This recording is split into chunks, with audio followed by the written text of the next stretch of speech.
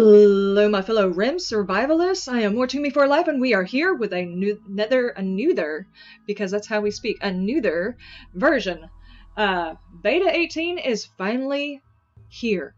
What does beta mean? It means we are one step closer to actually having the full game release. We have graduated from alpha and now we are in beta, but as is usually happens, the save game broke whenever we updated. So I am having to start another game, and we are going to start with a new colony. I think we are going to go with, I don't know, the Crash Landed sounds good, I guess. Next we are going to go for, I never go for Phoebe, and she's absolutely adorable, so we're going to try and go with Phoebe and Ruff. Kind of missing Randy, but that's okay. We're going to try it. Now, let's see. We're only going to do 30% coverage. I'm not sure how far this particular series is going to go because we're going to be getting used to a whole lot of different scenarios. And yeah, so let's go for 30% and see how that goes. I have already tried out a little bit of this. There have been several changes. There are new mental breaks. The blight does not work the same way as it did before, and it is just extremely interesting. Let's go to advance. I would like to go to the smallest of the large, but a large map this time. And let's see, I will bring you back when I have found a Alright, ladies and gentlemen, and after looking over this new map, which let me back it out so you can see it in case you have not seen it, now we have areas that are actually labeled. So it might be easier for you to guess or keep track of where it is you are at on the map when you are traveling. But we are going to go for Tropical Swamp. Seems to be the new thing. It's going to be very, very difficult to build in this location because you cannot build over swampland. And if you are interested, I am 12.06 north, 23.12 east. We've got some small hills, a dirt road. Travel time will suck like hell. The winter temperature is at 66 and summer temperature is at 89. It's got year-round growing. And the average disease frequency is 2 per year, which, as you know, is probably going to be a huge pain in the fanny. Yeah, let's go with that. Alright, now I am going to use the mod Prepare Carefully just because this being a new thing, I want to make sure that I am getting the best group possible without having to hit random 5,000 times. I will not be using a ton of mods, nor will I be trying to amp my characters up. I will actually, let's see, use point limit. So let's use the point limit so I don't go overboard with these characters. Let's make sure they stay within realm of possibility. I'll be right back when we finally have a situated. Okay, ladies and gentlemen, let me introduce you to our new colony. We've got Laura over here with some pretty decent stats, mostly crafting, and of interest in medicine and animals, which is pretty good, but she's got some basic. She's not a great character, but starting out, she's got a lot of interests. And she's a teetotaler and a psychopath, which I guess is okay. Then we've got Ontario. He's got a lot of things he really does not have any interest in at all. But he'll get better, so not a problem. Mostly for the cooking and the medicine. So, and then we've got Ario, who is completely opposed to shooting and melee, so she's not going to get involved in all of that. But she's got an okay medicine, which means if the other two get knocked down, she's going to be able to pick them up and patch them up to the best of her ability. But mostly she's going to be our grower, incapable of violence and firefighting. And she's a prostophobe and psychically dull. He's jealous and a night owl, and she's a teetotaler and a psychopath. I tried to keep these things as low as possible. I'll let you see the points remaining on here. And I went back and actually downgraded a lot of this. I didn't actually mess with this except to downgrade their skills. I even went through to change their clothes out of the synthread, hoping that that would bring the points down, but that didn't actually work. I took off the relationships and down the amount of equipment. We're only starting with 300 steel and 100 wood. And I left everything else. I guess I could actually take down the amount of silver. That's not going to bother me. Let's try that. Let's start with 0 silver. How's that? No, let's not do that because that's just stupid. Let's go for, I don't know, half of what they normally give us. That would be 400. Oh, come on. Okay, 321's fine. I don't care. And I really don't see anything else I want to take out. And I did take out the dagger that was on here. It was a plasteel dagger. There's no sense in having it. We've got one person who's not going to be using it. And that still did not give me all the way under the points that I needed, and I don't really want to take them down anymore. That actually seems like I would be starting with less, because I even downgraded their clothes and it doesn't seem to be working. So we are going to save this preset. Let's take those off because those are old saves. They're not going to help at all. Okay, and let's try this one with, let's see, Crashers. And just save that preset. In case everything goes bad, I don't have to do all of this again. And let's, you've spent too many points. Let's turn that off and start. Are you sure that you're finished with your customizations? Yes, I'm done, I'm done. I didn't exactly keep it under, but I downgraded so much I'm surprised.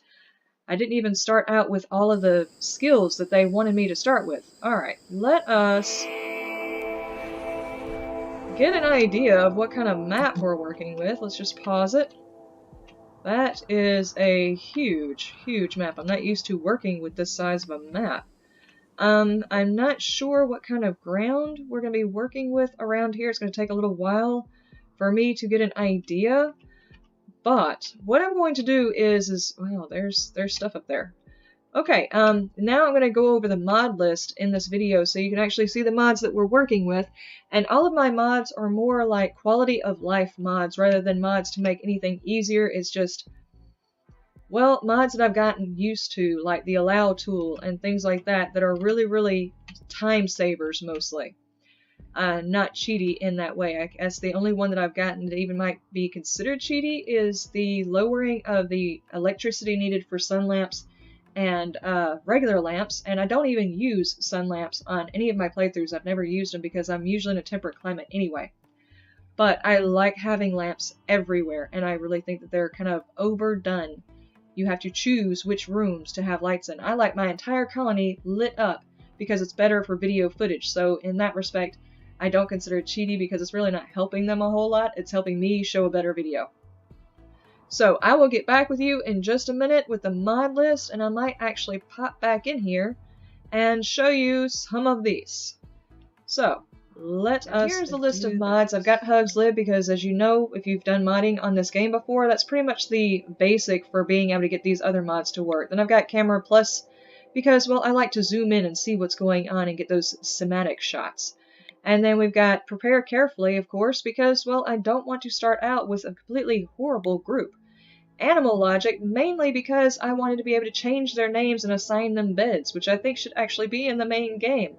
But, well, I've got to have that mod. Stack Merger is basically kind of a quality of life. Eventually, at the end of everything else they have to do on their list, which, if you know, this game at the beginning, they're way too busy to even worry about this. But later game, it's better if they can go back when they're bored and merge the stacks to give you a little bit more room.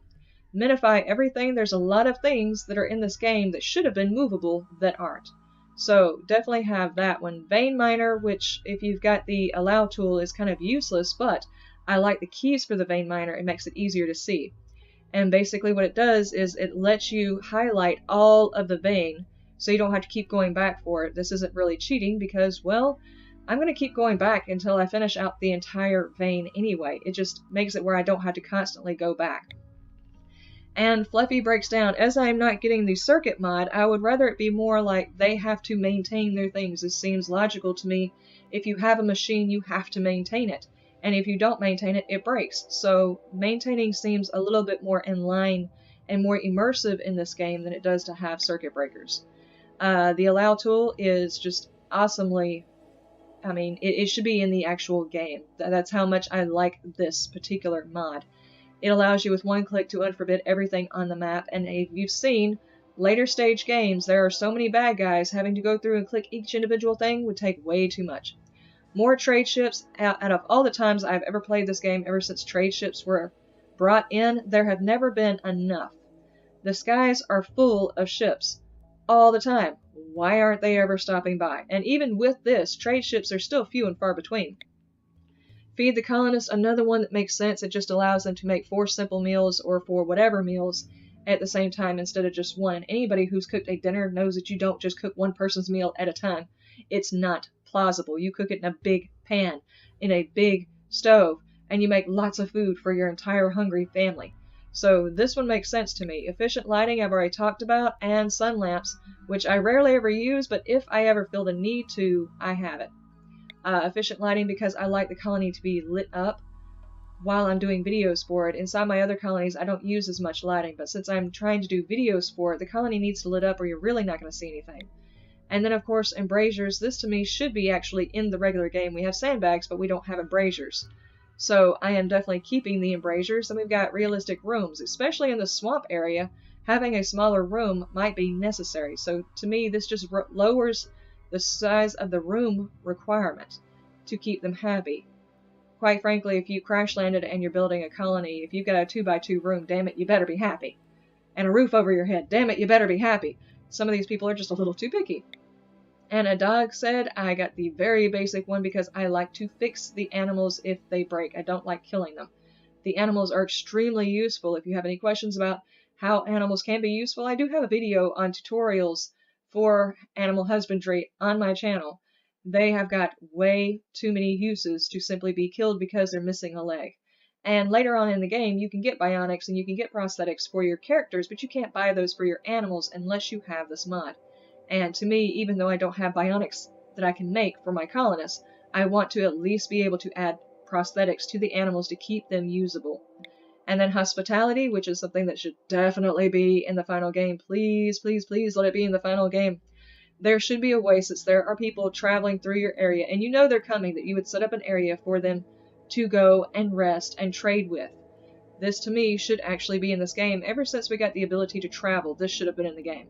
Fahrenheit and Celsius is just so that on my screen down here in the corner you can see both Fahrenheit and Celsius. I go by Fahrenheit, but I know a lot of people go by Celsius. So I have got both on here so nobody gets confused, and if I don't have them both on here, if I don't have Fahrenheit on here, I will kill my colonists not realizing the temperature. It has happened before. And then Tilled Soul, to me this is just another mod that should already be in there. People have been tilling soil for centuries, ages. They know how to cultivate the soil. To me, this one is not overpowered. Now, the ones where you add in chemicals into the soil to where you make them 200 times better than they are, to me, that's a little cheaty. Just a little bit. But they do put the cost in there for it, so it's hard to get. But tilled soil in a basic game, to me, this is important. So this is my mod list. Very, very small mod list, especially when you compare it to the other one. This Omnicore thing right here, if anybody happens to know why they deleted their page, I would dearly love to know, because I can't take this out of my mod list. I cannot unsubscribe from it. See? Because they deleted their page! Even though they says it went to beta 18, for some reason, it's just not working. I can't take it out of my mod list, but I'm not using the Omnicore drill. That's my mod list, and mostly quality of life mods. So, if you have any other questions, just let me know. I will be putting this mod list and the links to the mods on the London Forums channel where I put all of my videos at. So if you have any questions there or want to find a particular mod, you can definitely go there and find the link for the mod. And that is pretty much it. The next video will actually be the setup and start of the game. So I will see you. I am so excited about Beta 18 and all the new things we are going to learn. I will see y'all then. Y'all have a wonderful day, a wonderful night, and a wonderful 5 o'clock somewhere. Bye!